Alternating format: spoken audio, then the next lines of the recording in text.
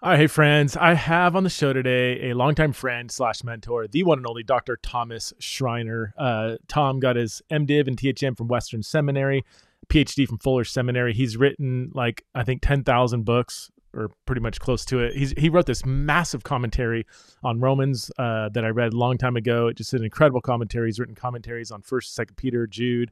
He's written lots of stuff on Paul and his theology. One of the top, most renowned evangelical New Testament scholars. I wanted to have Tom on the show because he is kind of an expert on the so-called complementarian view of women in, I don't like this phrase, women in ministry, women in pastoral leadership. So he holds to a more conservative view on that. And in most episodes that I've discussed this issue, I've had on people who don't agree with that position. And in my effort to represent all views well, I said, hey, I want to have the best representation of the complementarian view. Some of you don't like it. Some of you are going to hate it. Some of you are going to love it and say, finally, you had somebody on that talked about this. Anyway, wherever you're at, we all need to understand the view before we refute a view. Before you disagree with it, you got to understand it. So that's what we're going to do today. It's an A to Z kind of whistle-stop tour through all of the relevant passages in the New Testament on this issue. Before we dive in, a couple reminders that the Theology in the Raw conference is coming up. There's only a few more weeks left. Go to PrestonSprinkle.com to sign up. If you want to attend live in Boise, you got to do that ASAP. And if you can't attend live here in Boise, then please, we do have a live streaming option, and all the info is in the show notes. Also, we have our resource that we are about to release for parents of LGBTQ kids. It's called, if you go to parentinglgbtq.com, parentinglgbtq.com, you'll see all the info on this really important resource. We get emails from parents all the time. Hey, my kid just came out. My son is now my daughter. And how do I embody the love and grace and truth of Jesus in this new relationship that I have with my kids? So if that is you and you want a really thorough, robust discipleship tool, then check it out, parentinglgbtq.com. If you pre-order it in the next week or two, you'll get a discount. So it releases at the end of February. If you pre-order it, there is a discount available. Okay, let's dive into this controversial topic with the one and only, the Dr. Thomas Schreiner. All right, hey friends, I am here with my long-term friend, Tom Schreiner from Southern Seminary. Tom, do you remember the first time we corresponded over email? If you don't, that's totally fine. I remember talking about a PhD. Yeah. Was that the first time? Yes. I emailed you out of nowhere. You didn't know me from Adam. This must have been 2002, maybe 2003, and I had just gotten accepted at Aberdeen University. Really wanted to write on Paul and the law. I knew it seemed to be a topic that's kind of exhausted. I said, hey, do you have any recommendations for a PhD thesis? I had sent emails out to lots of people. You're very well-known, and you emailed immediately with my topic, Leviticus 18:5. And that's what my PhD was on. Yeah, I remember that. Yeah. So my PhD, I spent 3.5 years researching Leviticus 18:5b. So you've never forgiven me for that, right?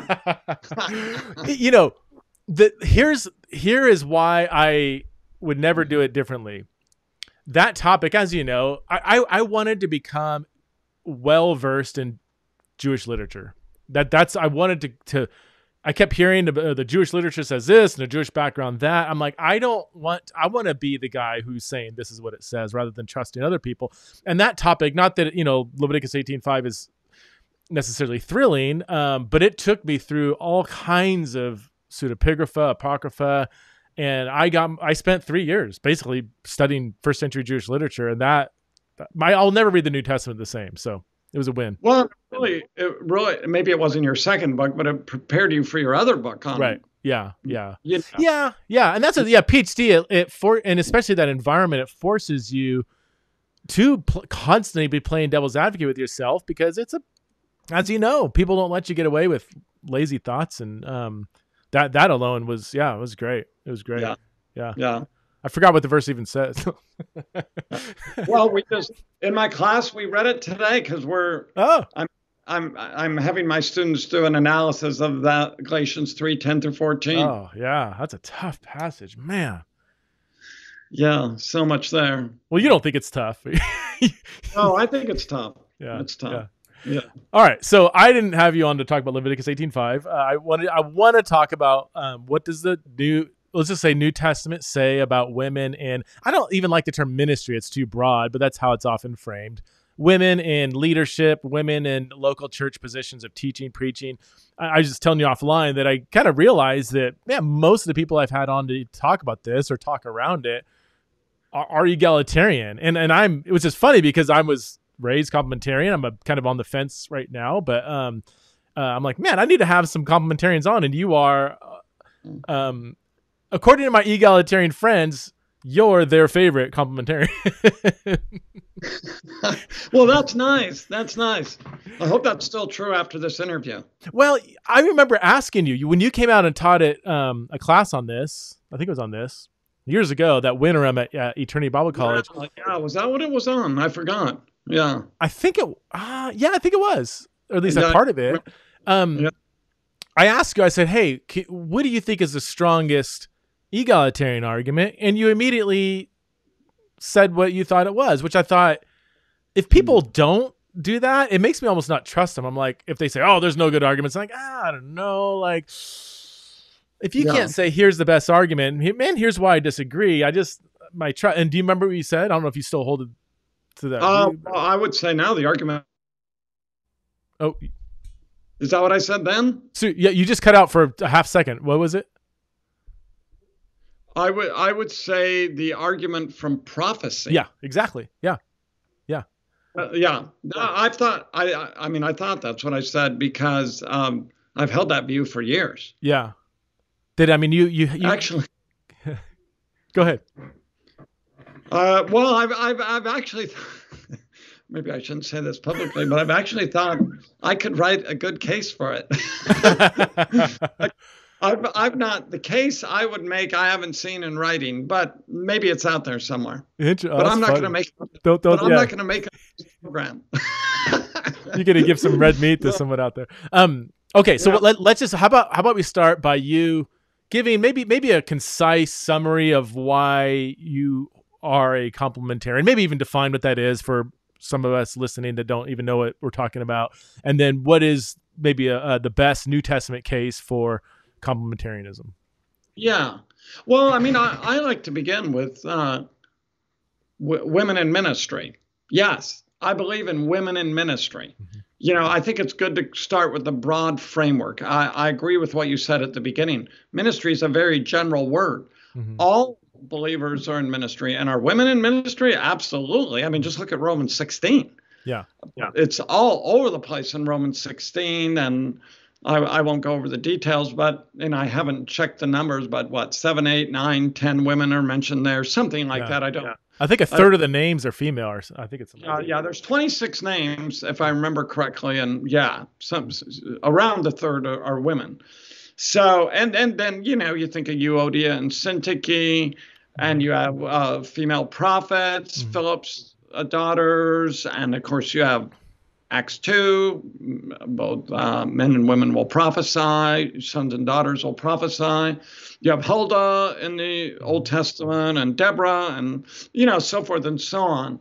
So I think we want to affirm. I would say we want to affirm women being in ministry in every way they according to my reading, should be. Mm-hmm. Now, I also think when it comes to offices, complementarians, what's a complementarian?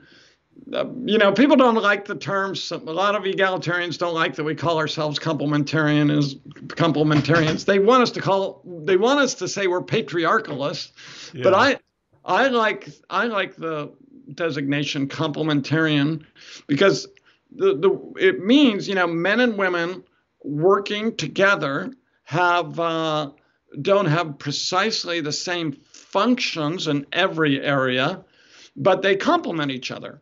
That's clearly true in marriage, at least physically, right? Mm-hmm. We complement each other. Only women have babies, and so forth and so on. So there's a complementarian relationship. In terms of the offices, I believe not all complementarians agree with me. I believe women can be deacons.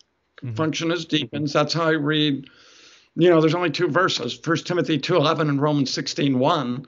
Yeah. And some people think Romans 16:1 isn't even a verse on it, right? Because it just says Phoebe's a diaconon. Right.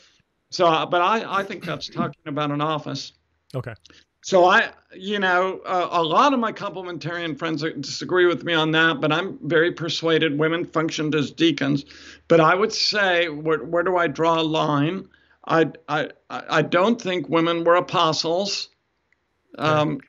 And clearly that'll lead to a question, but we won't get into it right now. Yeah. And I don't think women functioned as elders, overseers, pastors. Okay. So I agree with Ben Merkel, who's at Southeastern, wrote a dissertation on this. I think there's good evidence that elders, overseers, pastors are the same office. And I think from 1 Timothy 2, when Paul says, I don't permit a woman to teach or exercise authority over a man, those two functions, teaching and exercising authority, are what in 1 Timothy 3, Titus 1, 1 Peter 5, those are the two distinctive features of elders, overseers, pastors that are not true of deacons. So I think Paul says the very two things that would preclude women from functioning in that particular office. Now, that was good. There's so much more I could say, but maybe just start with that. Yeah. And I don't know if I should jump into all the pushbacks yet, but whatever. Is there significance for your argument, all male apostles, the original 12, and even in the book of Acts? I mean, I think Barnabas and Philip are called apostles too, and then Paul, obviously, or Paul. The only time you have apostles in Acts is Paul and Barnabas. I mean, besides the 12, Paul and Barnabas in Acts 14. Okay. So, they even debate, there's a debate in scholarship, whether by apostoloi he means the same thing as he means for the 12 in Luke. Right. Okay. So, he doesn't call Philip an apostle, Philip one of the seven. Okay. He doesn't call an apostle, or Stephen. Right. But, I don't think the argument from the 12 is determinative. Right. I don't think that's an absolutely clear argument precluding women from functioning as pastors today. I would say it functions more as a confirming argument. Okay. So I think it's instructive, but not finally probative. Okay. It doesn't finally prove the case, but it seems to fit. It fits the pattern. But it fits the pattern. Okay. Yeah. I have all the what about this, what about that. Let me see. So going, the patriarchal or whatever. Can you give a moral rationale for why God would only allow males to be teachers, leaders? Is it because? Well, yeah, I'll just leave it at that. Like, what would be the rationale? Because that's really where the emotional kind of aversion can come from, because it sounds like women are lesser than, and is the complementarian view that you're articulating, is it intrinsically kind of demeaning towards women? How do you respond maybe to that? Yeah, I think that's a great question. Well, I think the scriptural vision is women are equally made in the image of God. Genesis 1:26 and 27. Women, Galatians 3:28, there's neither male nor female. I take it in that context. There's equal access to salvation. 1 Peter 3, they're co-heirs of the grace of life, so there's an equal destiny. So ontologically, women are equal to men, intellectually, emotionally. Men and women are different, but it has nothing to do with equality or inferiority, or men are just better than women in some undefined way, or maybe defined by someone. So I don't think that is the argument. I'd say I mean, first, I just want to start with the text.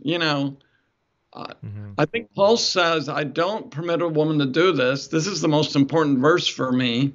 Then he says, for Adam was formed first and then Eve. So for me, I've said this in some of my books, I've wanted to be an egalitarian even. But especially when I was at Fuller Seminary, I was searching for a reason. But I have never been persuaded by the attempts to explain by egalitarians verse 13, because Paul, in my mind, appeals to the good creation, not the fall. The early egalitarians said, well, it's because of Genesis 3:16, it's because of the fall. But Paul doesn't appeal to the fall. And then, I mean, I've read lots on this. There's always new stuff coming out, but many commentators will say, well, verse 13 is really hard to understand. Well, I just don't agree with that. I think verse 13 is not very hard to understand. I think verse 14 is hard to understand, but not verse 13. 14 is where women are saved through childbearing, right? Like is that the one? Yeah. Well, now I was thinking of the woman, it was not Adam who was deceived, but Eve. Oh, right. Okay. Then the next verse is on the childbearing. Yeah. Yeah. And then the typical egalitarian reading is something like the prohibition is because the women are peddling the false teaching or they're uneducated.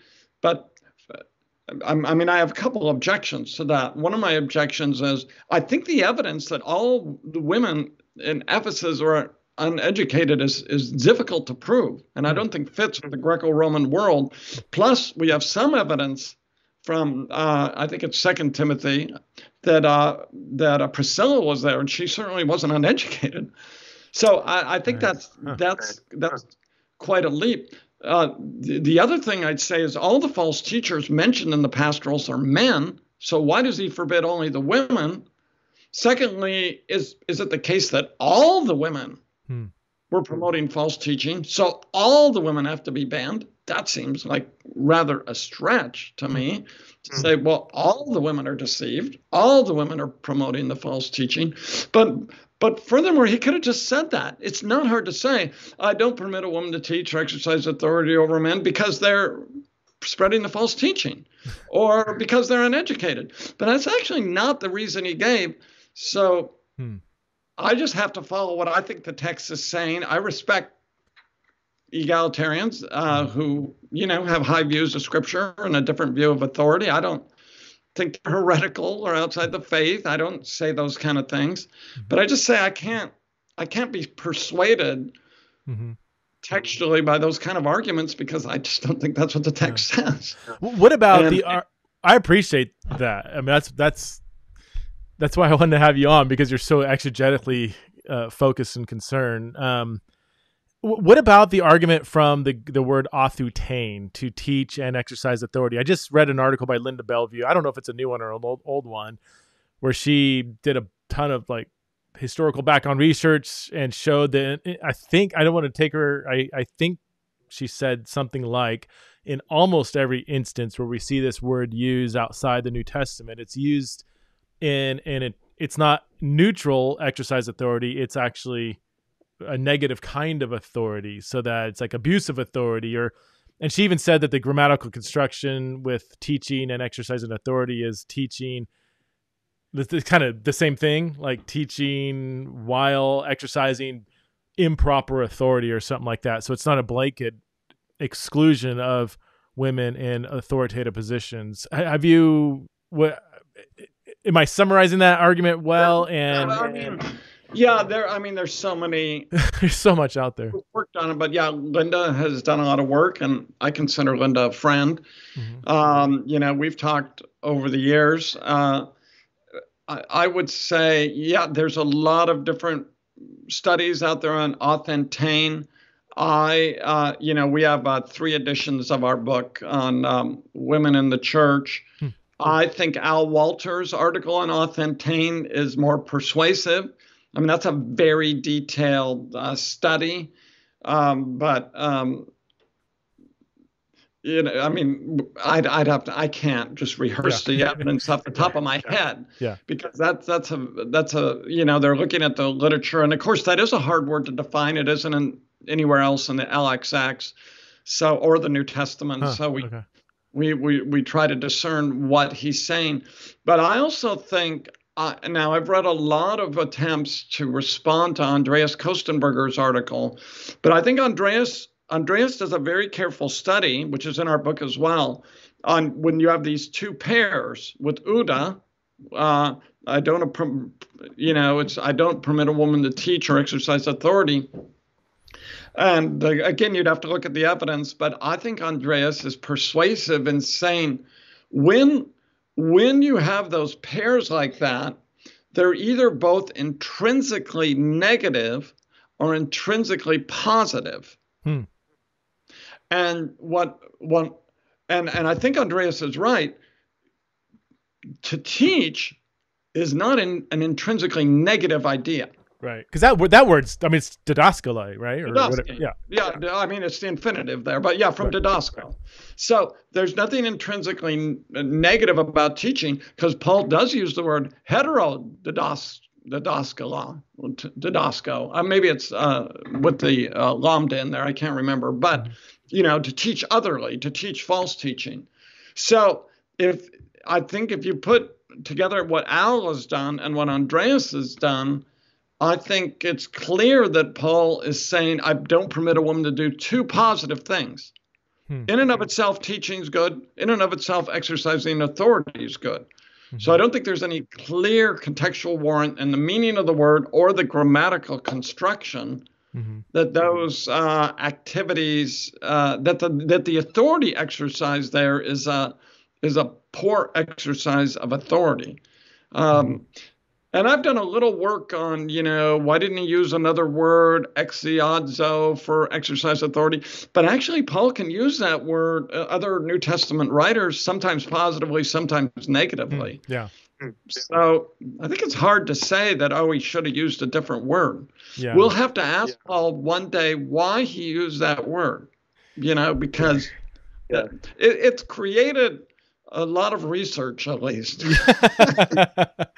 Same with kephale, which I'm sure we'll get to. I just read an online article that surveyed all the many studies done on kephale, which is translated head in reference to Ephesians 5, I think 23, which we can get to in a second. But I'm still and this is a genuine question on my part. One of my big hangups is, what is the rationale?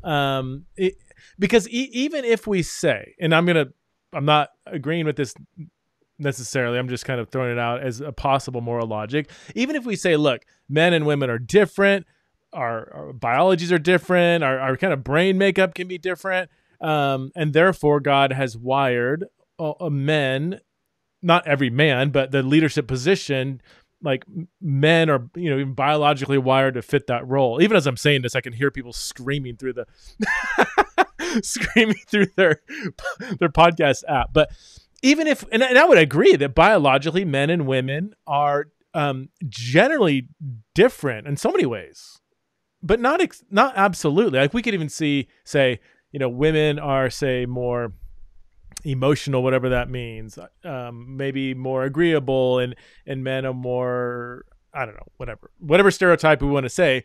Even if we say that's generally true, that's not exclusively true. So even if 70% of men would, if they were called to, might be naturally wired for something like a leadership position, there's always exceptions to that. There's men that cry more than women, and there's women that are more analytical than some men. So that's the hard, I just don't find it compelling to have any kind of biological rootedness and why God would want one sex and not the other exclusively to be qualified, and this comes out when, you'll hear some women teachers, I won't name their names, where like, dang, dude, she runs circles around most guys I hear. It's not a good exegetical argument, but I'm just trying to figure out, why would God do it this way? Or is that even a valid question to ask? No, I think it's a valid question. I mean, I think you'd agree, Preston. I want to start first, I want to start first with the text. What does the text say? Yeah. I think, when we move to that second issue, it becomes more speculative. Yeah. And it becomes a bit more subjective. People have various views, but I think, right, there's always dangers of stereotyping, but I think, yes, I think it lies somewhere in, there's differences between the sexes that are great. Women, we all know something. I think I could say that maybe that everything's controversial today, right? But I think generally speaking, women form closer, more vulnerable relationships than men do. Men tend to be more isolated. So there's a strength in women forming closer relationships, but there's also a strength in the way men are, right? There are various strengths and weaknesses. They probably end up equaling themselves out, but it may account for why, I like to say may, in my view, probably accounts for why men are to function as the leaders and teachers. I don't want to wriggle in. Are some women, right? Some women are less, maybe, more like men, even relationally. I mean, maybe, here I am saying this on a podcast, but, you think of someone like Margaret Thatcher. I mean, she was a pretty amazing leader. Yeah. And she could slam the door, whether you agreed with her politically, she had that strength to slam the door on people who disagreed with her, and say, no, we're going to do it this way, which is not easy to do for anybody, which good leaders can do. So, I think what Paul is doing is giving a teaching that relates to how the church should function. I'm not comfortable introducing exceptions, but, maybe I have often thought maybe everything operated better before this became such a huge controversy. But maybe, I guess people would say in reply, well, that's because you're patriarchal and you thought it was all fine. So you're fine saying, not to put words in your mouth, but that, hey, women naturally, some women absolutely would have the gifts of teaching. Some are amazing exegetes and have leadership qualities, but for whatever reason that we may not fully understand, there's different functions that God has planned, even if we don't understand the moral logic behind that. I'm comfortable saying that, but I'd want to say I think there is something in the differences between men and women that accounts for it as well. There's overlap. So great women teachers, absolutely. I just read Nancy Guthrie's little book on Revelation. She had me a Dorset, and it was fabulous. I loved it.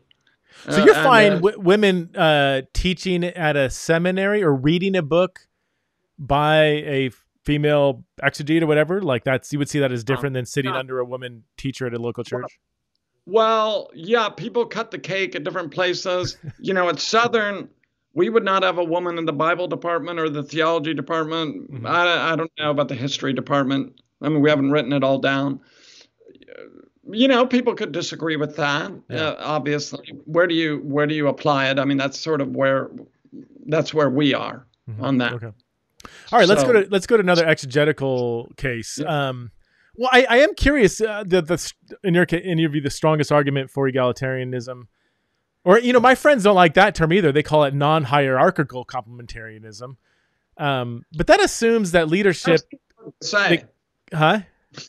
That's too hard to say. No. Well, it also kind of, and this is another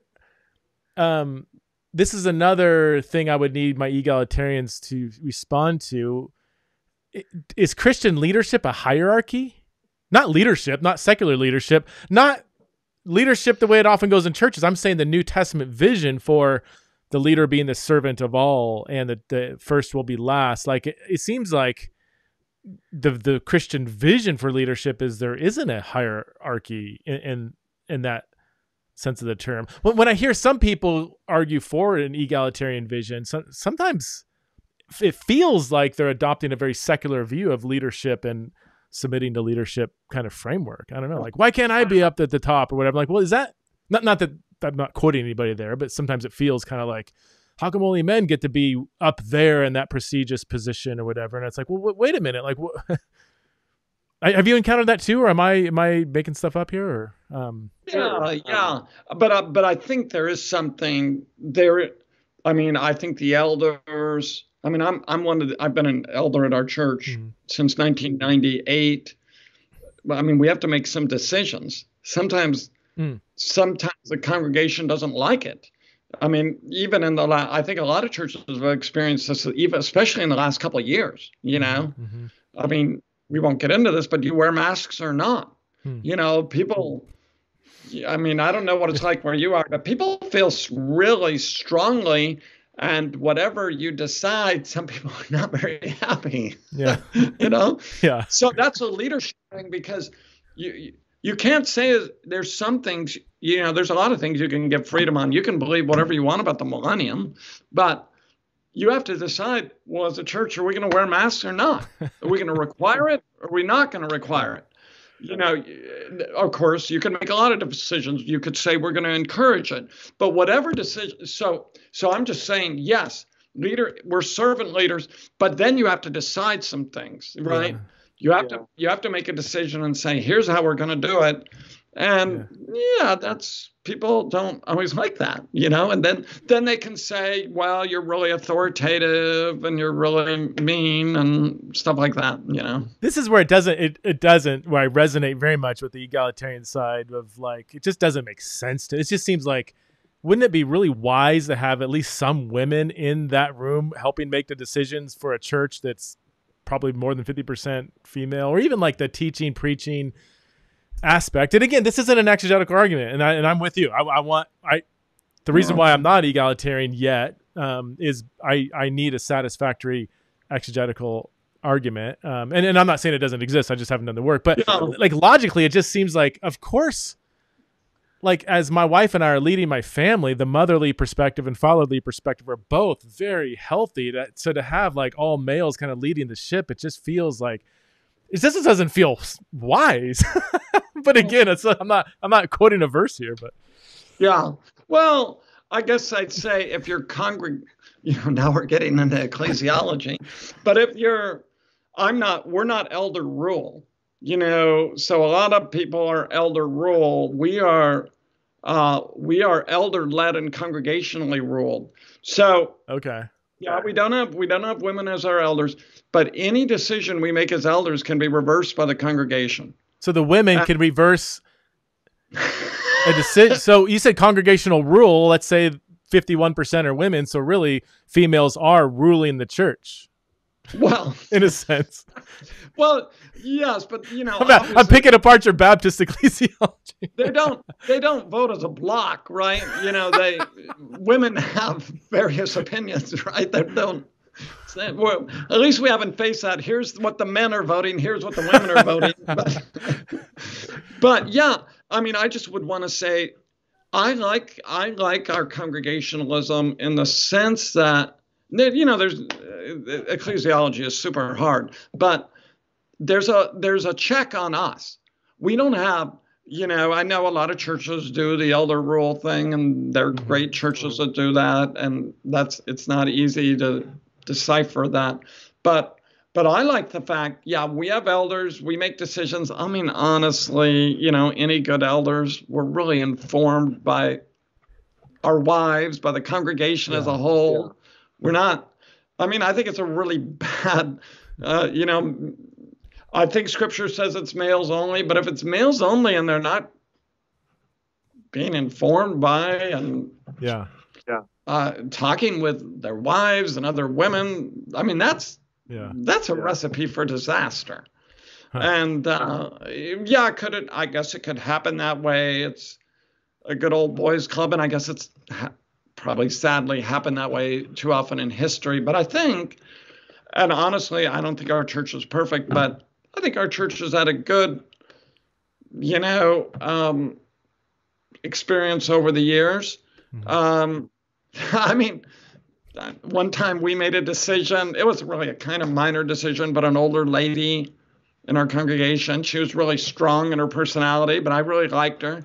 And she told me the elders are dictators.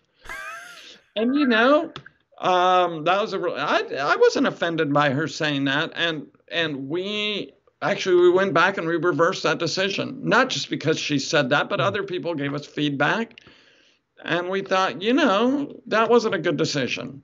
It wasn't like a huge thing, but I think when elders are working right, they're listening to people. We're not just like, the elders said it, that settles it. Yeah.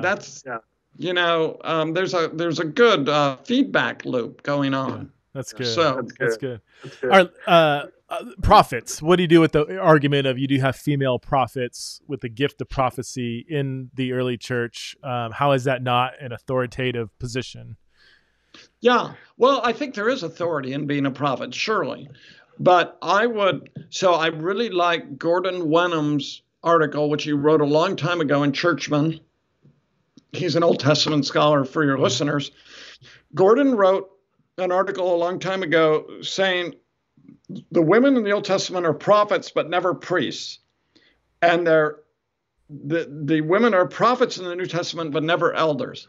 And I think that's the difference, that there's a settled authority with priests and and elders that there isn't with prophets. I think that was true even in the New Testament time. So yeah, there's a complication introduced there as well, though. Clearly, the prophets' prophetic words are authoritative. Yeah. Well, are you a cessationist? I forget. You've gone back and forth on that, right? Because I mean, if you're a cessationist, that kind of solves it. Yes, I am I call myself a nuanced cessationist. I am a cessationist on apostleship and prophecy. Okay. And the reason I'm a cessationist on prophecy, I used to be, so for a while, I held Wayne Grudem's view. And Wayne still thinks prophets are around today. But Wayne's view is that New Testament prophets, their prophecies are mixed with errors. And I taught that, I held that, but I slowly came to think that's wrong. So I came to the view that I think New Testament prophecy isn't distinct from Old Testament prophecy. Therefore, I think it's infallible. So I'm getting in the back door. I don't think there's people around like that who utter infallible prophecies today. So it's hard for me to imagine. If you hold Wayne's view, it's easy. Okay, you can utter a prophecy, but it could be wrong. Right. But if you hold my view, then I think it's dangerous. I see apostles and prophets as having fallen away. The church is built on the foundation of the apostles and prophets. So yes, for me, I don't feel as much of a pressure because I don't think prophets are around today. But of course, for Wayne, what would a Wayne Grudem argue? He'd say, look, prophets exercise their authority more spontaneously. They receive a revelation from God, and then they deliver it. It isn't quite the settled authority. I think there's something in this that priests and elders have. I mean, there's clearly something going on. And Paul's saying this in 1 Timothy 2. What would it even mean if the women are prophesying in the congregation, and how is it even distinguishable from teaching? I think the problem with the egalitarian reading there is like, well, it almost ends up like 1 Timothy. What does it even mean anymore? Yeah. So. But I think that's the best argument. I think the argument from prophecy is the best argument. But I would say, I think it's interesting in 1 Corinthians 11, even when the women are prophesying in the congregation, this is a super hard passage, but he wants them to be properly adorned. Because he says man is the head of woman. Well, there's the kephale, right? Right. Man is the head of woman. Now, but here's what I'll say. This could stimulate you in any direction you want. I'd say, I don't care if you say I think kephale means authority, but let's say it means source. Even if it means source, he says, because man is the source of woman, the woman has to be adorned in a certain way. Well, like why? And then he starts saying things like, it wasn't woman who was created first, but the man, right? The man didn't come from the woman, but the woman came from the man. So it seems like Paul's bringing in some creational norm there again. And he's seen, even in the exercise of the gift of prophecy, Paul seems to want to have that reflected in some way that's maintaining some creational norm. Yeah, some distinction between male and female. I remember a few years ago working through that passage with Judith Gundry Wolf has done a lot of work on that. Because it's weird, like that passage, on one sentence, Paul seems like a total misogynist, and another sentence like a flaming egalitarian. I think she does a good job saying that he's trying to honor to some extent the cultural norms, and yet still maintain the countercultural vision of Christianity. And so he's constantly kind of riding that tension. I don't know enough. I would need to work through the passage to know if she's right, but that passage is incredibly hard. But the one thing that is clear is that Paul is honoring male and female distinctions on some level, even all the way down to how they present themselves, which is interesting. Okay, there's a lot of. Go ahead. Well, I was gonna move on. One of the ones that an argument that I'm really interested in is Phoebe. She's the letter carrier of Romans, right? I mean, that can be assumed. Not really assumed. I mean, I think Romans 16. Probably. Yeah, probably. I commend you, my sister. Okay. Or unless there was there may have been, but I think it's doubtful she went alone. Okay. Now, according to the studies that have been done, from what I hear, like the letter carrier was responsible for reading the letter out loud and giving commentary, some sort of explanation, maybe even expanding on a point or whatever. So if that's true, and that's a big if, then Phoebe would have been the first one to kind of read and maybe even give commentary on the Roman letter in the first time it was read out loud in a church. Is that a likely historical reconstruction? And if so, does that do anything for you? I think it's hard to know that. I am very cautious about bringing in such an extra textual, speculative scenario in order to interpret what's going on. Okay. So maybe, but I just can't grant. To me, it's just some leaps in the dark that we just don't know. So that doesn't strike me as a very powerful argument. But what if we could establish? What if there was? And again, I don't know the literature. What if there was like really strong historical, extra biblical evidence that, man, every time we see a letter carrier, where that the situation's explained, that letter carrier does do that. That seems more like more than a leap in the dark. I mean, we are kind of reconstructing the scenario. But I want to say, but I think that's what we lack. What if? But I mean, I've read the articles and it seems rather posited without really giving us clear examples that in the early Christian communities, that's what they did. Where do we see that clearly? Okay. I just don't. So I don't see any compelling evidence that that's what actually happened. So I want to say we don't know. We don't know what happened. Okay. Somebody read the letter. Did they give commentary on it? I don't know. Yeah. So maybe. And you're saying it's also possible, again, we just don't know, that she was traveling with an unnamed guy. Maybe he read the letter. Maybe she wasn't even carrying, maybe the male letter carrier. Phoebe was going with them. Good friend of Paul, wants her to be welcome in the church. Like I've often wondered, I've often assumed, and maybe I shouldn't, that when he commends her that she is the letter carrier. But is that Can we say that It with could be. certainty? Most people think that.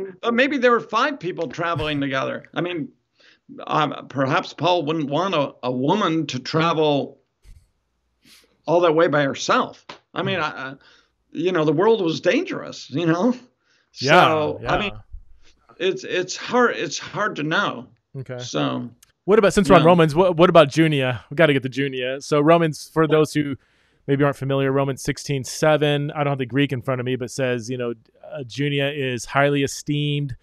And there's a translation question here. Among the apostles, as in she's one of the apostles and she is esteemed, or maybe some complementarians, maybe you would take this view that it's the apostles who esteem her, not among them as an apostle, but the apostles really love Junia. She's out there. Andronicus and Junius, are they outstanding in the eyes of the apostles, right? Or they're outstanding among the apostles, right? I'm gonna get my Greek out here real quick. So I agree, Junia is a woman. Right. Some people have argued in the history of interpretation that it's Junianus and it was a man, but I think most agree now that Junia was a woman. I think it's likely they were a married couple, probably. Okay. Secondly, I think it is saying, Michael Burr and Daniel Wallace argue against us, but I think it's saying they're outstanding among the apostles.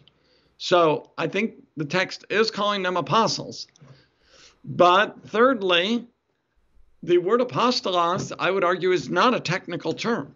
Okay. The word, we always read in context. Apostolos means messenger. It's used of Epaphroditus in Philippians 2. So I do not think it is likely that when he speaks of them as apostles, people disagree that they're amongst the 12. I think they are a missionary couple. And actually, I agree with Ernest Caseman from a previous generation and Rudolf Schnockenberg, who, they say something like, clearly, maybe it's not clear, but maybe that's my word. But Junia especially worked amongst the women, and especially in the patriarchal ancient world. So I'm not very moved by the arguments about Junia. I think it's quite a leap. I think we need more specific, clearer evidence than that. So the grammatical construction, it's n plus the plural dative. That you say the best way to read that is among, not by, because it can.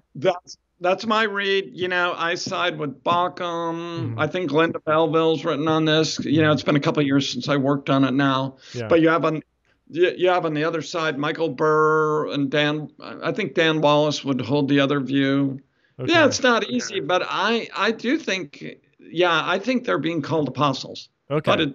So for me, it's what does that word apostle mean? Okay. So I didn't look. I didn't look what Moose said in his most recent commentary. That'd be interesting to see. I didn't, because his came out because we both did a second edition of Romans, but I didn't get a chance to look at what he said. Oh, he updated his big Romans content? Yeah. Yep. Well, and I did too. We both did. When does yours come out, your second edition? A couple of years ago. Okay. Yeah. Okay. That's a beast, man. That's such a good commentary. Both your commentaries are excellent, by the way. Man, I remember reading that in seminary. Or I think it came out. I think your first one came out when I was in seminary. 1998. And there were at least 20 major commentaries that came out in 98 to 2018. Do you think we need more commentaries? I mean, this is a different conversation, but that's crazy. I mean, well, every generation, my commentary is going to be forgotten. Like Jim Kinney from Baker said, they have 20-year runs, and then we're going to keep writing them. You don't read. I mean, a few people do, but you don't read Charles Hodge anymore. But he's very clear. But nobody. I shouldn't say nobody reads them. Few people read them. but mostly people are reading modern commentaries. So you got to keep writing them. But I did ask myself when I was first asked to do Romans, I'm like, I mean, in those days you had Cranfield, but isn't it funny? People don't even talk about Cranfield, and it's so good. It's so thorough, and like how he did that without a computer and stuff. I mean, these guys who wrote commentaries before computer programs and word searches, it's insane. It's incredible. And of course, if you remember, Cranfield just puts the Latin down there untranslated, and when I was in Aberdeen, I found out he was still alive, and I was writing a paper on the theme of glory in Romans. Yeah. And I was like, I want Cranfield to proof this for me. So I snail mailed it to him, and he read it, shredded it, and responded back with this handwritten. I think I don't have that anymore. It was a handwritten letter from CEB Cranfield. Oh, you should have said that. I know. I might somewhere. That's I mean, he must have been like 92, and he was really old. I think Simon actually gave me his. That's right. Somehow Simon had his home address, and right. That's amazing. He gave me just shredded it. I felt like I was going to drop out of my program after that. But really, I mean, the fact that he took that much time to read my discombobulated paper. So what about? I don't find these arguments too great, but maybe I'm missing something. But like, hey, you got Lydia, who would probably own the house church, and it was common practice that the owner of the house was viewed as a leader. And then, of course, you have a lot of women referenced in Romans 16. Clearly, you had some women that owned the house where the church met, and that implies some kind of leadership role. I imagine you're probably saying the same thing that you did about Phoebe about that argument. But well, and I actually think we have an example that it's not true. Because in Acts 12, they met in the house of John Mark's mother. Uh-huh. She wasn't the leader. Huh. How do you know she wasn't the leader? I mean, the apostles were there. Oh. I think it's very unlikely. If she was the leader, I guess someone could say she was, but I think it's very unlikely. There's no evidence. There's nothing in the text to imply that she was leading that meeting on some level or something, or. Well, yeah, I mean, you're in Jerusalem with the apostles. It's kind of a stretch to, the Apostolic Council, if she's a prominent leader in the church, you hear from Paul and Barnabas and Peter and James. Where's John Mark's mother? I mean, she's like the leader of the church there, Yeah, yeah. But if someone says, okay, that your example's bad, I would just say, I think it's a jump to say we have no evidence that the person who owned the house was the leader. Okay. So, there's a similar one with Priscilla and Aquila. Priscilla's name mentioned first, and she obviously. So two things. One, Priscilla's name is mentioned first, and when they take Apollos aside and instruct him in the ways of the Lord, she's obviously teaching. She's teaching and exercising authority over a man. In that instance, I think it's Acts 18 or whatever. Well, I would just say complementarians we can all be weird, right? Complementarians can be weird. There can be. It's not a militaristic world. Yes, we can learn from women. Yes, women can tell us what the Bible means. But I would just say that's not a public meeting. That's all. Yeah, but there are. Priscilla, I think, was a very prominent woman. I think she was educated. I think she knew a lot. I think a man would be foolish not to learn from a person like her. I think, and I don't know where to cut the cake here. I definitely think there are settings for women to give public addresses and to speak, and where you draw the lines on all that, I don't know. I wouldn't ask Priscilla to be the pastor of my church, but if she came in town, we'd maybe gather and she might give a talk, and we'd all learn from her. So where are you on where are you on that? Because I know there's some complementarian complementarian light churches where male eldership leadership, but women can like preach on a Sunday morning. Yeah, I'm no on that. I'm no on that.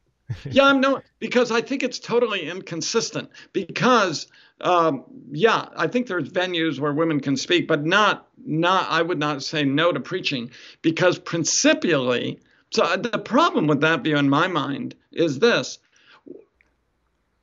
I think it ends up being sexist, actually, because if they could preach one Sunday morning, why not the next? And why not the next? And why not always? Huh. What's this deal? So I think this is a very bad complementarian argument. Fine, just be an egalitarian, not because, how do you get off by saying, well, yeah, you can preach 2 Sundays a year, but not 3? Like, where does that come in? I mean, if the elders say you can preach 1 Sunday, why not the next Sunday, and why not all of them? But then I think that just dissolves 1 Timothy 2. So okay, yeah. So I forgot. I know. I think Andrew Wilson. He'll say that. And I know several people that.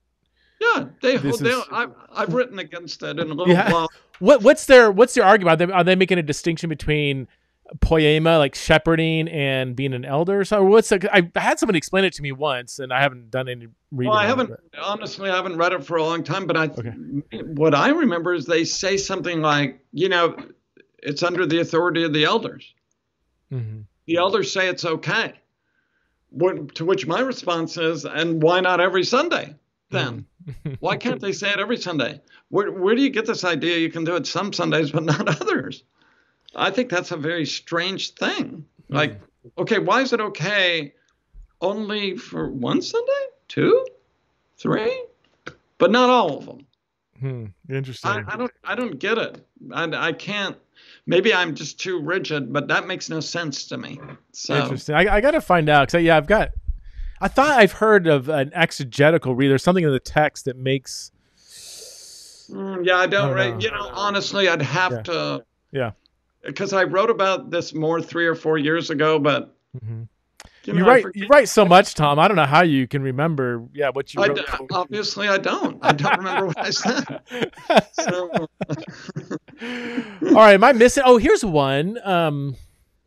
Ephesians. That you have the gifts in Ephesians. Pastor, elder, teacher, prophet. Those are out of order. And obviously, the letter's written to men and women, and there's no kind of distinction of, some of these gifts are for men only, and some are for women.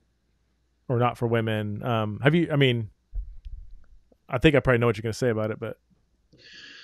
Yeah, well, I think, when you look at Acts 20, when Paul summons the elders, verse 17, and he says, you're appointed as overseers to shepherd, to pastor the flock. So that's the only, the interesting thing is that's the only use of pastors as a noun is in Ephesians in the whole New Testament. So it's very interesting we call our leaders pastors.